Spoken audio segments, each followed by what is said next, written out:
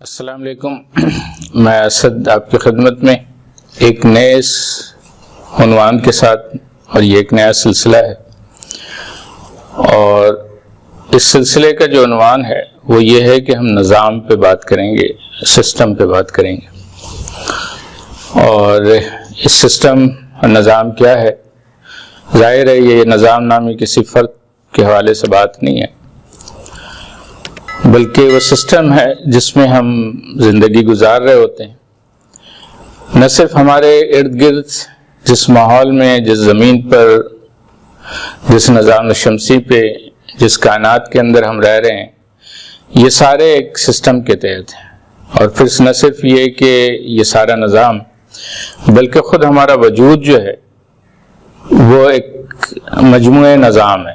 یعنی ہمارے سر کے بال سے لے کر کے پیر کے ناخن تک یہ ایک پورا نظام ہے. اور پھر اس کے اندر اگر ہم جائزہ لیں تو اس کے اندر ذیلی نظام ہے. مثلا ہمارے یہاں سانس کا نظام ہے، نظام ہاضمہ ہے، ڈائجسٹو سسٹم جس کو کہتے ہیں. اسی طرح جو ہے وہ ہمارے یہاں سرکولیشن کا، ہمارے جسم میں نظام ہے، بلڈ سرکولیشن کا نظام ہے. اسی طرح اگر ہم جسم سے باہر جائیں تو ہم جس زمین پر رہ رہے ہیں، اس زمین کا ایک پورا نظام ہے. اس میں جو ہے وہ خشکی اور پانی کا ایک ریشیو ہے، ایک تناسب ہے. اس میں پھر پہاڑوں کا اور چٹانوں کا، راکس کا ایک سلسلہ ہے، اس کا ایک پورا نظام ہے. تو اس زمین کے پورے نظام میں پھر ایک جس کے ذیلی نظام ہے، اس میں آکسیجن کی اپنا ایک تناسب ہے، اس میں میگنیٹ کا، اس میں مقناطیسیت کا اپنا ایک نظام ہے. اور اس کے نتیجے میں جو ہے پھر اگر زمین سے اوپر نکلیں تو ہم وہ نظام شمسی جس میں ہم رہ رہے ہیں، تو سورج سے لے کر کے پلوٹو تک یہ پورا ایک نظام ہے. اور اس کے نتیجے میں پھر یہ ہمارے زمین کا ایک ماحول اور ایک موسم اور ایک مزاج بنتا ہے.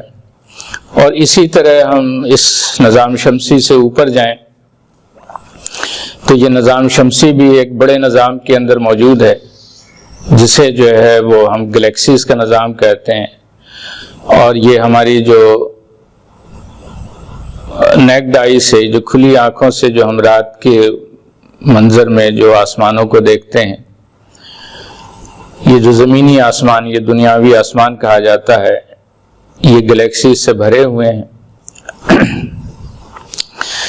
اور اس کے ساتھ پھر اس کا ایک پرے نظام ہے.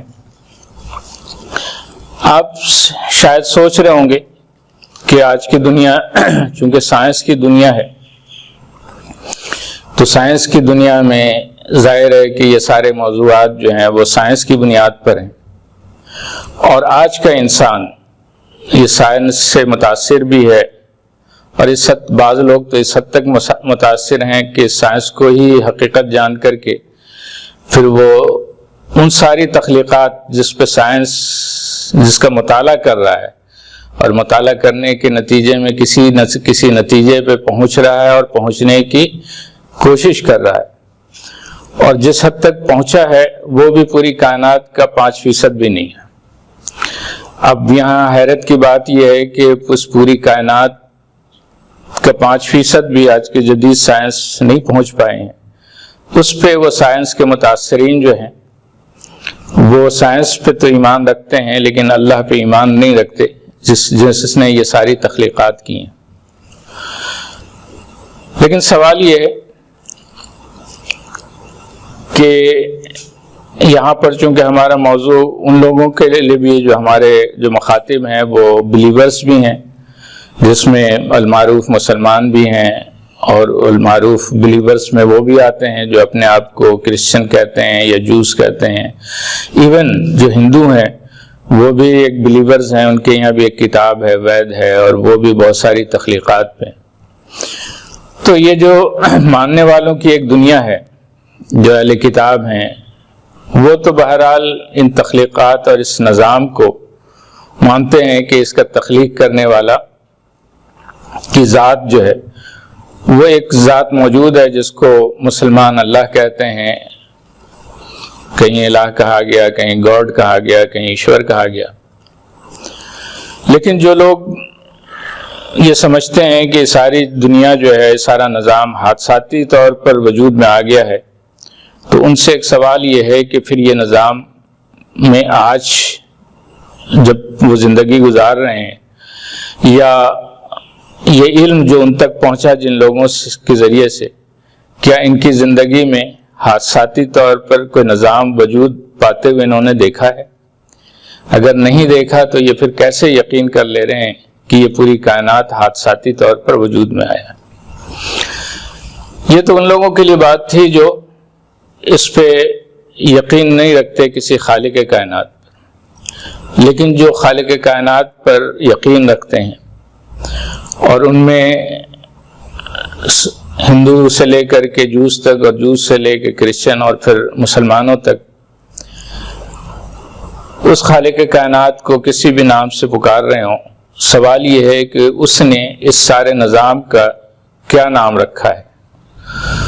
یہ اس کا جواب آپ مجھے دیں گے کہ اس نظام کو وہ کس لفظ سے پکارتا ہے، یہ آپ مجھے بتائیں گے۔ بالخصوص میں مسلمانوں سے، جو بھی مجھے میری بات سن رہے ہیں وہ مجھے بتائیں گے کہ، اور ظاہر ہے کہ اس نے جو بھی بات کی ہے وہ قرآن مجید کے ذریعے سے ہے، تو وہ مجھے بتائیں گے کہ یہ نظام کو اس نے کس الفاظ سے بیان کیا ہے۔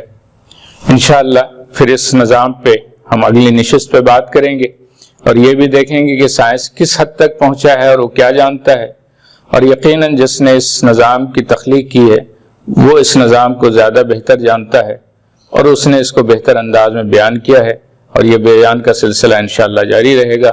السلام علیکم ورحمۃ اللہ وبرکاتہ۔